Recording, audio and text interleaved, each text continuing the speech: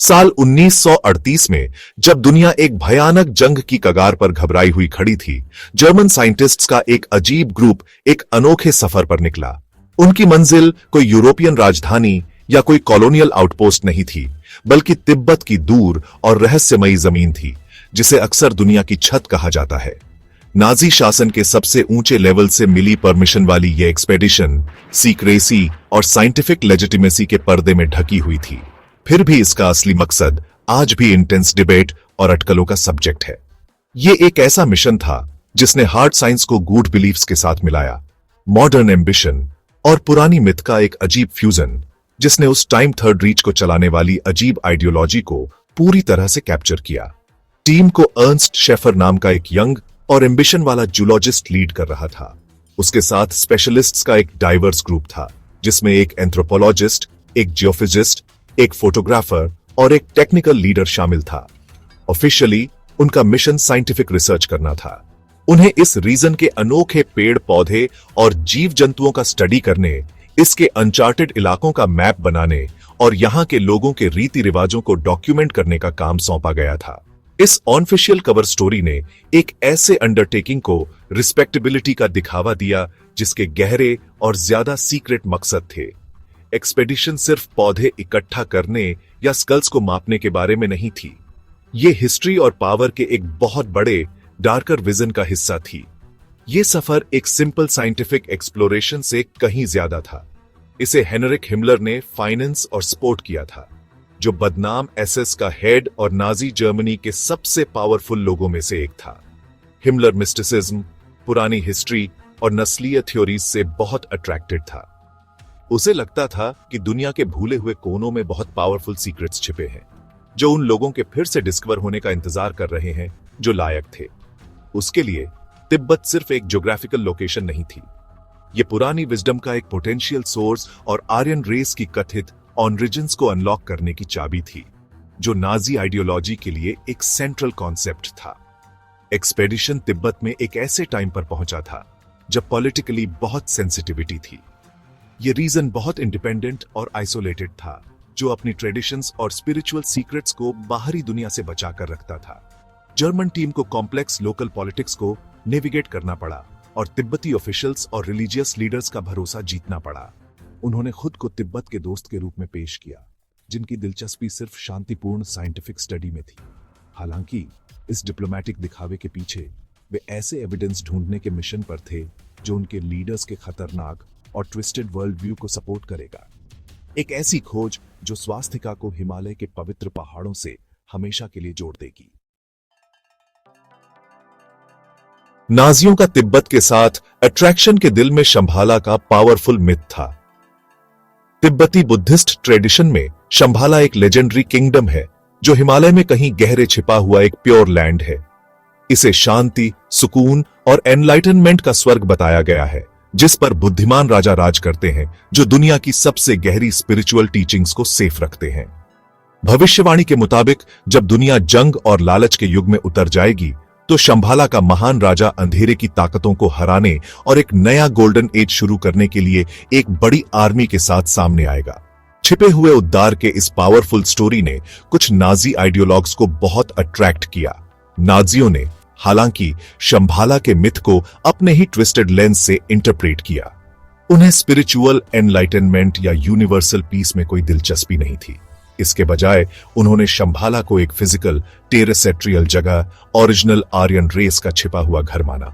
उन्हें लगता था कि प्योर ब्लडेड आर्यंस का एक ग्रुप जर्मन लोगों के कथित पूर्वज तिब्बत के ऊंचे पठारों में शरण लेकर एक ग्लोबल कैटाक्लिज्म से बच गए थे। इन बचे हुए लोगों के पास अविश्वसनीय शक्तियां और पुरानी टेक्नोलॉजी होने का सोचा जाता था। ऐसे सीक्रेट्स जो जर्मनी को आने वाली जंग जीतने और दुनिया पर राज करने में मदद कर सकते थे। शंभाला की खोज इसलिए अल्टीमेट पावर की खोज थी। खोई हुई सभ्यताओं और पुरानी विजडम के साथ ये ऑब्सेशन नाजी आइडियोलॉजी का एक कोर कंपोनेंट था। हिमलर और अल्फ्रेड रोजनबर्ग जैसे लीडर्स ने स्यूडो हिस्ट्री और ऑकल्टिज्म का एक अजीब मिश्रण को बढ़ावा दिया। उन्होंने मेनस्ट्रीम साइंस और हिस्ट्री को रिजेक्ट कर दिया। इसके बजाय होली ग्रेल या अटलांटिस जैसी खोई हुई जमीन जैसी पौराणिक कलाकृतियों को ढूंढने के लिए एक्सपेडिशंस को फाइनेंस किया।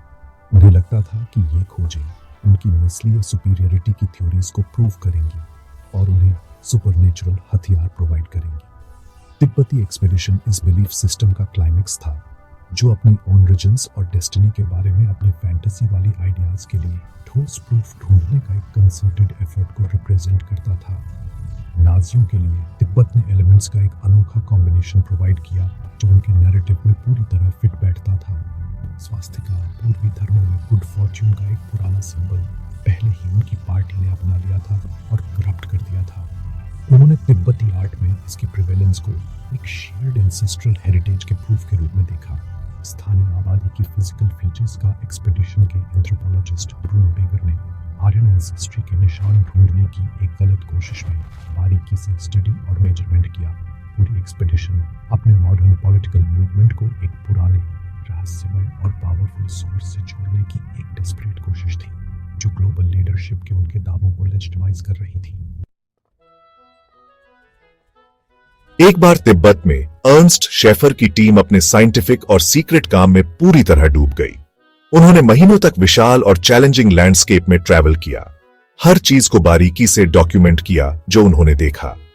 उन्होंने हजारों एनिमल स्पेसिमेंस, कई तरह की जौ और गेहूं के बीज और अनगिनत कल्चरल आर्टिफैक्ट्स इकट्ठा किए।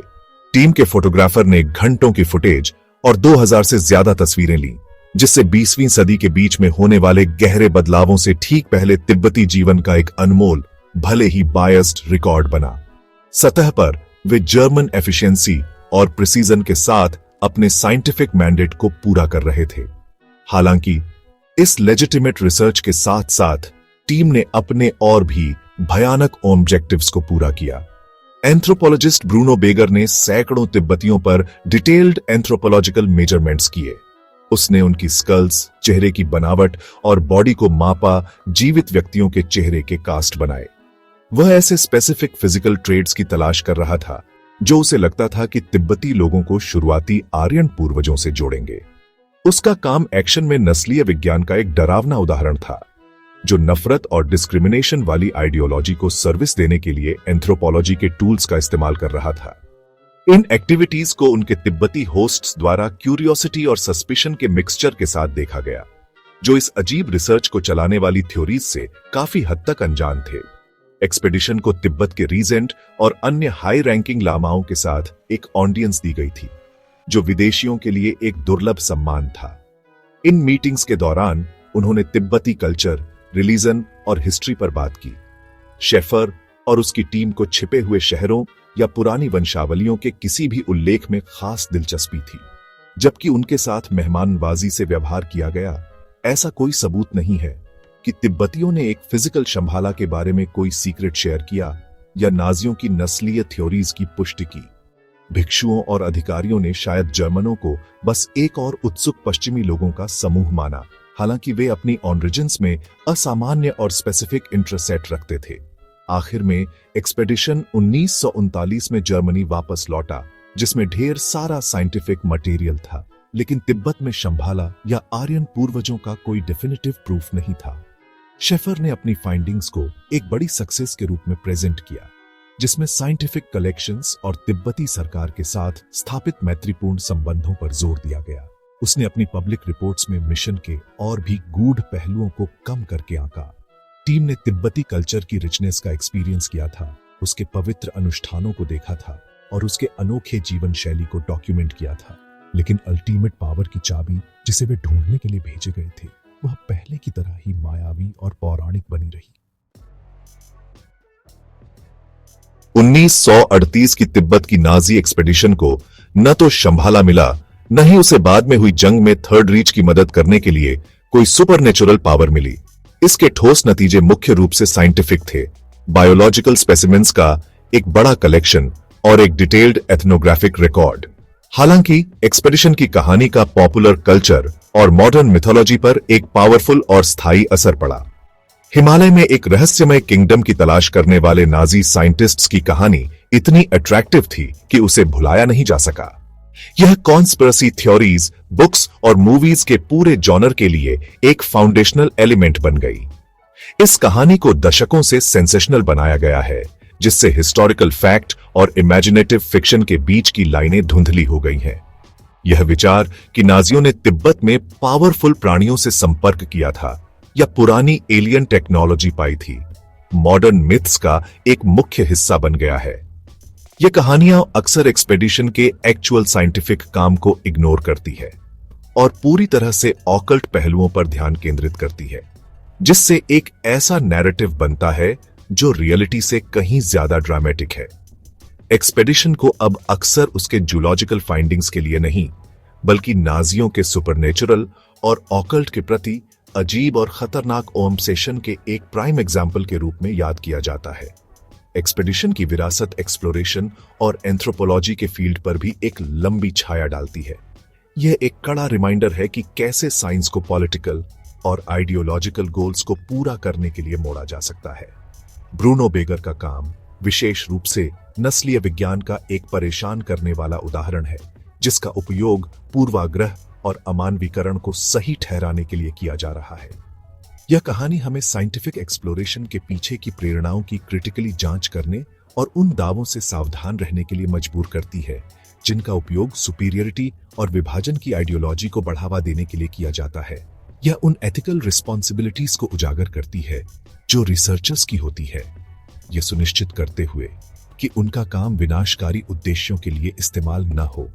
आखिर में शंभाला की खोज हमें तिब्बत से ज्यादा नाजियों के बारे में बताती है।